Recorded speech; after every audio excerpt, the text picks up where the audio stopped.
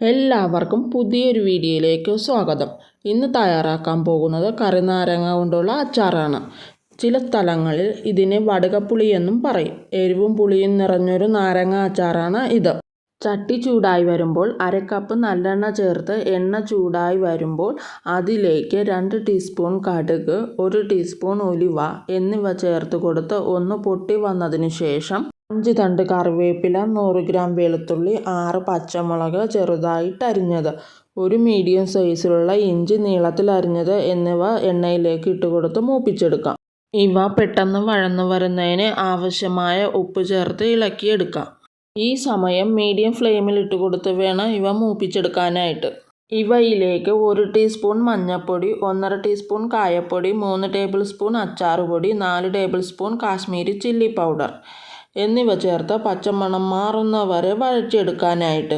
പൊടികൾ ചേർത്ത് കൊടുക്കുന്ന സമയത്ത് ഫ്ലെയിം കുറച്ച് വെച്ച് തന്നെ വേണം പൊടികൾ ചേർത്ത് കൊടുക്കാനായിട്ട്.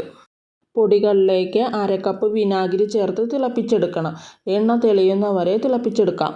2 കിലോ നാരങ്ങയാണ് എടുത്തിട്ടുള്ളത്. ചെറുതായിട്ട് അരിഞ്ഞ നാരങ്ങ ഇതിലേക്ക് ചേർത്ത് നാരങ്ങയിൽ പൊടികൾ പിടിക്കുന്നത് വരെ ഇളക്കിയെടുക്കാം. ഈ വീഡിയോ കണ്ടുകൊണ്ടിരിക്കുന്ന സമയത്ത് നിങ്ങൾക്ക് ഈ വീഡിയോ ഇഷ്ടമായാൽ ലൈക്ക് ചെയ്യാനും എൻ്റെ ചാനലൊന്ന് സബ് ചെയ്ത് സപ്പോർട്ട് ചെയ്യണേ. 400 ഗ്രാം ഈന്തപ്പഴമാണ് എടുത്തിട്ടുള്ളത്.